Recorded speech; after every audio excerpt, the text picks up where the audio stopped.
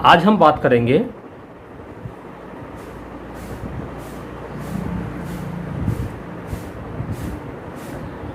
Dividend pay out ratio के बारे में। डिविडेंड पे आउट रेशो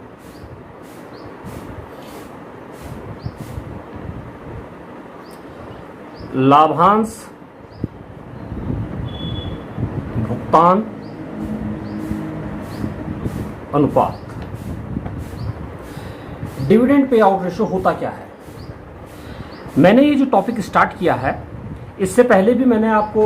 इससे पहले वाली वीडियो में ईपीएस के बारे में और पीई रेशो के बारे में बताया था। तो मैं जो मैनेजमेंट के स्टूडेंट हैं या जो शेयर मार्केट के ऊपर जो यहाँ की वोकैबुलरी है या पैसा लगाने से पहले हमें कौन कौन से मेन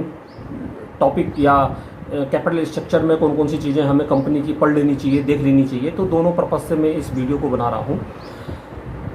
मैनेजमेंट के जो स्टूडेंट हैं या जो ग्रेजुएशन कर रहे हैं, उनके लिए मेरा जो मेन पर्पज़ है वो यहाँ पर सिर्फ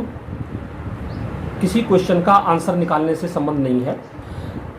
हमारे पास जितने भी फाइनेंस से रिलेटेड या मैनेजमेंट से रिलेटेड जितने भी टॉपिक होते हैं, उनमें जो सबसे बड़ा ड्रॉबैक मुझे लगता है वो ये है कि जैसे अगर कोई साइंस का स्टूडेंट है तो साइंस के स्टूडेंट को अपनी बातों को समझने के लिए उसके पास प्रॉपर एक लेबोरेटरी होती है, उस लेबोरेटरी में वो उसको समझ जाता है। अगर उसको किसी केमिकल को समझना है या किसी गैस को समझना है और सपोज उसके पास एग्जांपल है Zn+H2SO4 = Zn H2SO4, तो वो लेबोरेटरी में जाकर के उसको प्रूफ कर सकता है। एक बीकर लेगा, उस बीकर में वो 2 गैस डालेगा या 2 केमिकल डालेगा, उससे उसको प्रूफ हो जाएगा कि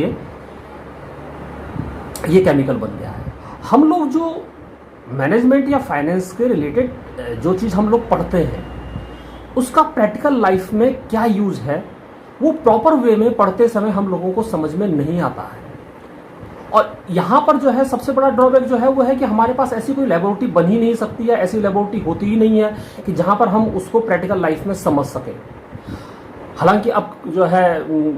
जो नया सिलेबस है, नए सिलेबस में कई जगह क्या लगभग सब जगह जो है एक प्रोजेक्ट को भी इन्होंने लिया है कि हम प्रोजेक्ट अगर बनाएंगे तो प्रोजेक्ट से हम जो है इसको प्रैक्टिकली समझ सकते हैं, लेकिन वो भी बहुत ज़्यादा कारगर मुझे नहीं लगता है। तो जो साइंस का स्टूडेंट है, अगर बाई सपोज वो किसी केमिकल के बारे में रिसर्च कर रहा है और केमिकल को जब वो एक लेबोरेटरी में जा कर के आपस में मिलाता है, तो निश्चित बात है कि उसमें कहीं ना कहीं मिस्टेक होती है। उससे मिस्टेक हो गई, उसके हाथ में कोई केमिकल लग गया, हल्का फुल्का कहीं पर जल गया, या कोई छींटा उसके कपड़े पर लग गया तो उस जगह पर हल्का फुल्का कपड़ा जल गया, ये उसका एक लॉस है। लेकिन इस लॉस से वो इन फ्यूचर समझ जाता है कि कौन सा केमिकल कितना सेफ है, कौन सा कितना डेंजर है, मुझे किस तरह से इनको मिलाना है। लेकिन फाइनेंस से रिलेटेड जो चीज़ हम पढ़ लेते हैं, उसको जब हमें प्रैक्टिकल लाइफ में यूज़ करना होता है तो सबसे पहले हमें कैश की ज़रूरत पड़ती है, पैसे की ज़रूरत पड़ती है। और दूसरा, वहाँ पर लॉस तो हुआ, एक हल्का फुल्का कपड़े पे छींटा लग गया या हाथ पे कोई हल्का फुल्का निशान पड़ गया, लेकिन यहाँ पर सीधा सीधा इफेक्ट पड़ता है हमारी कैपिटल लॉस का होना, हमारे पैसों का नुकसान होना, और ये बड़ा डेंजर है। तो जो मैनेजमेंट के जो स्टूडेंट हैं या जो ग्रेजुएशन के जो स्टूडेंट हैं, बीकॉम एमकॉम जो लोग कर रहे हैं, वो जो मैं रेशो बता रहा हूँ, जो रेशो के चैप्टर में बता रहा हूँ, उनको आप प्रैक्टिकल लाइफ में यूज लाने की कोशिश करें। आजकल बैलेंस शीट हर कंपनी की एनुअल क्वार्टर जो बैलेंस शीट होती है वो नेट पे कहीं भी मिल जाती हैं, इनको उनके साथ पढ़ने की कोशिश करें। जो इनकी फाइनेंशियल रिपोर्ट उसके बाद आती हैं उनसे कंपैरिजन करें, तो आप प्रैक्टिकल लाइफ में काफ़ी कुछ इसमें सीख जाओगे। या जो शेयर मार्केट में इन्वेस्ट करना चाह रहे हैं, तो शेयर मार्केट में इन्वेस्ट करने वाला कई वोकैबुलरी ऐसी होती हैं कि वो उनको प्रॉपर सुनता तो है, इस कंपनी का डिविडेंड पे आउट रेशो ये है, इस कंपनी का ईपीएस ये है, पीई रेशो ये है, बुक वैल्यू ये है, फेस वैल्यू ये है, लेकिन वो समझ नहीं पाता कि बुक वैल्यू 50 है या 60 है या 70 है या 20 है, ये कम होना ज़्यादा बेटर है या ज़्यादा होना ज़्यादा बेटर है, या एक आइडियल इसका रेशो क्या हो सकता है। तो मैं उन सब चीज़ों को यहाँ पर लेने की कोशिश करूँगा और धीरे धीरे शायद जो है हम एक कंपनी की बैलेंस शीट को प्रॉपर वे में पढ़ने में सक्षम हो जाए। तो बात करेंगे डिविडेंड पे आउट रेशो की। उससे पहले मैं सबसे पहले आपको बताऊंगा डिविडेंड होता क्या है, लाभांश होता क्या है। मैं बहुत डिटेल में नहीं जाऊंगा। डिविडेंड होता है, लैटिन भाषा में एक शब्द है डिविडेंडम, और डिविडेंडम का मतलब होता है profit which is to be divided, वो प्रॉफिट जिसको हम बांट सकें आपस में। देखो बड़ा सिंपल समझ में आ रहा है कि अगर आपने किसी कंपनी को लोन दिया है तो उस पर आपको ब्याज मिलेगा। कंपनी को प्रॉफिट हो या लॉस हो, आपको ब्याज मिलना ही मिलना है। लेकिन अगर आपने किसी कंपनी में पार्टनरशिप कर ली है, इक्विटी अगर आपने किसी कंपनी की खरीद ली है, शेयर में पैसा आपने इन्वेस्ट कर लिया है, तो आप उस कंपनी में एक प्रोपोर्शनेट रेशो में, एक आनुपातिक रूप में पार्टनर हो। कंपनी की 5 करोड़ की या 50 करोड़ की या 500 करोड़ की अगर कैपिटल है और उस 50 करोड़ की कैपिटल में आपने 50,000 रुपये लगाए हुए हैं या 5,000 रुपये लगाए हुए हैं, तो आप उस 50 करोड़ में से या 500 करोड़ में से 5,000 रुपये के हिस्से में जितना प्रॉफिट आना है, आप उसके हिस्सेदार हो। तो उसको बोलते हैं लाभ, लाभांश। लाभांश का मतलब होता है लाभ का एक अंश, प्रॉफिट का एक शेयर। तो लाभांश प्रॉफिट का एक अंश। तो कंपनी को प्रॉफिट होगा तो आपको डिविडेंड मिलेगा, कंपनी को प्रॉफिट नहीं होगा तो आपको डिविडेंड नहीं मिलेगा। तो डिविडेंड पॉलिसी भी हमारे पास कई तरह की होती है, उसके बारे में हम फिर किसी और वीडियो में बात करेंगे कि डिविडेंड पॉलिसी क्या होती है। कई मॉडल हैं उसमें, गवर्नर मॉडल है, वाल्टर मॉडल है, कई मॉडल उसमें हैं कि कंपनी डिविडेंड पॉलिसी कैसे कैसे डिसाइड करती है। लेकिन नॉर्मली मैं यहाँ पर आपको बताऊँ कि डिविडेंड को डिक्लेयर करने के लिए कंपनी की बोर्ड ऑफ डायरेक्टर की एक मीटिंग होती है और उसमें वो डिसीजन लेते हैं कि आपको हम इस साल शेयर होल्डर को कितना डिविडेंड देंगे। मैंने इससे पहले वाले चैप्टर में आपसे ईपीएस के बारे में बात की थी कि अर्निंग पर शेयर होता क्या है, प्रति अंश आय होती क्या है, एक शेयर होल्डर को अपने अंश पे उसकी आय कैसे कैलकुलेट करेंगे। अब सपोज किसी कंपनी की ईपीएस 50 रुपये है, तो नॉर्मली आदमी समझता है कि 50 रुपये ईपीएस है, अगर मैंने इस कंपनी का शेयर खरीद लिया तो मेरे को 50 रुपये मिल जाएंगे हर साल। लेकिन 50 रुपये आपकी अर्निंग है, इसमें से कंपनी कितना डिविडेंड आपको देगी, यह आपका प्रॉफिट है या कंपनी का नेट प्रॉफिट है। उस नेट प्रॉफिट में आपका शेयर है, आपका पार्ट है। इसमें से कंपनी कुछ रुपया अपने पास कैश को रिजर्व के रूप में रख लेती है और कुछ पैसा डिविडेंड के रूप में बांट लेती है। अब ये कैश रिजर्व कंपनी क्यों रखती है? कंपनी कैश रिजर्व जो अपने पास रखती है, अगर कोई कंपनी सपोज किसी का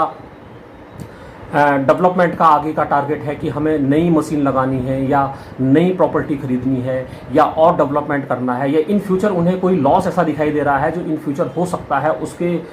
लिए उन्होंने अपने पास पहले से कैश रिजर्व रख लिया है, तो कुछ पैसा वो 50 रुपये में से सपोज 30 रुपये उन्होंने उस कैश रिजर्व के लिए अपने पास रख लिया सपोज,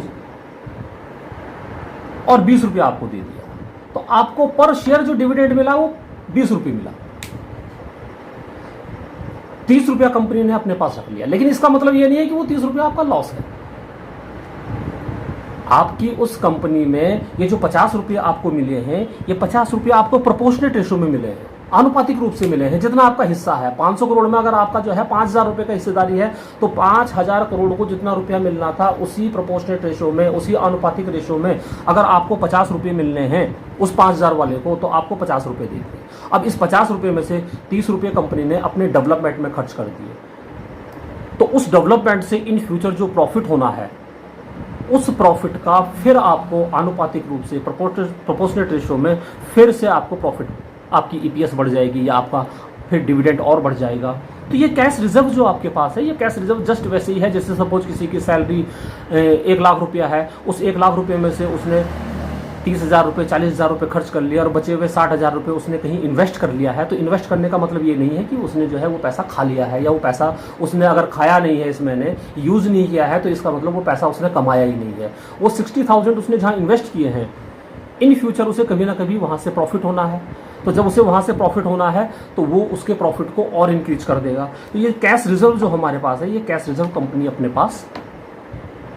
रख लेती है और कुछ हिस्सा उसमें से डिविडेंड के रूप में बांट लेती है। नॉर्मली जो शेयर होल्डर होते हैं, जो कंपनी में पैसा लगाता है, वो कैश रिजर्व, वो कैश डिविडेंड पसंद करता है कि मेरे को जितना ज़्यादा कैश डिविडेंड मिल जाए उतना बेटर है। अब कैश कंपनी अपने पास कितना रखती है, डिविडेंड कितना रखती है, ये भी डिपेंड इसी पे करता है कि कुछ ऐसी फास्ट ग्रोइंग कंपनियां होती हैं, कुछ ऐसी कंपनियां भी होती हैं जो नॉर्मली अपने पास कोशिश ये करती है कि इस साल हम और ज़्यादा, अभी जो है हम नए नए मार्केट में इस्टेब्लिश हुए हैं तो हमें कंपटीशन के लिए और टेक्नोलॉजी लानी पड़ेगी या और ज़्यादा हमें स्टाफ रखना पड़ेगा, हमारे एक्सपेंसेस और बढ़ेंगे, तो उसके लिए उन्होंने अपने पास कैश रिजर्व ज़्यादा रख लिया है। कुछ ऐसी स्टैब्लिश कंपनियां होती हैं जो बहुत पुरानी हैं, कई सालों से चल रही हैं, उनका डेवलपमेंट बहुत बढ़िया हो रखा है, वो अपने पास कैश रिजर्व कम ही रखती हैं। कुछ कंडीशन जो है करंट में भी आती हैं, जैसे मैं शायद कल ही पढ़ रहा था, तो वो बिजनेस स्टैंडर्ड में था, किस में था, तो इस साल जो कंपनियां हैं, ये जो कोरोना वायरस आया है, इस कोरोना वायरस की वजह से कंपनियों को ये लगता है कि इस साल जो एक मंदी आई है, इस मंदी में अपने पास कैश को ज़्यादा से ज़्यादा रखना उनके लिए ज़्यादा सुटेबल होगा। कभी कभी कंपनी क्या करती है कि मार्केट में बिना मतलब जो है एक मंदी का माहौल बन जाता है, और उस मंदी के माहौल में मार्केट में शेयर बहुत तेज़ी से गिरना स्टार्ट हो जाता है। तो जब बहुत तेज़ी से शेयर मार्केट में शेयर गिरना स्टार्ट होगा, तो कंपनी अपने ही शेयर को ओपन मार्केट से, या बाईबैक भी एक मेथड होता है, उसके बारे में फिर कभी बात करेंगे, उस बाईबैक मेथड से उन शेयर को खरीद लेती है। तो उन सब काम को करने के लिए उसके पास अपना एक कैश रिजर्व रखना होता है, क्योंकि कंपनी को अपने अगर फंडामेंटल पे सपोज कंपनी को कॉन्फिडेंस है कि आज एक जो है छोटा सा एक रीजन है, जिस रीजन की वजह से ये हम मार्केट गिर रहा है या हम मंदी की चपेट में है, लेकिन जिस दिन ये मंदी खत्म हो जाएगी उस दिन हमारा सेल पे बहुत ज़्यादा इफेक्ट नहीं पड़ने वाला है, या हमारे एनुअल प्रॉफिट पे बहुत ज़्यादा इफेक्ट नहीं पड़ने वाला है, तो वो ओपन मार्केट से उस मंदी के देशों में, या वो जो घबराहट की जो एक जो है माहौल बन जाता है और बिना मतलब शेयर के रेट गिर रहे हैं, तो वो ओपन मार्केट से उसको उठा लेती है या बाईबैक मेथड से उसको उठा लेती है। तो कई रीजन है जिस वजह से कंपनी अपने पास कैश को रिजर्व के रूप में रख लेती है, कुछ डिविडेंड के रूप में रख लेती है। अब डिविडेंड होता क्या है? Dividend pay out ratio. Dividend pay out ratio होता है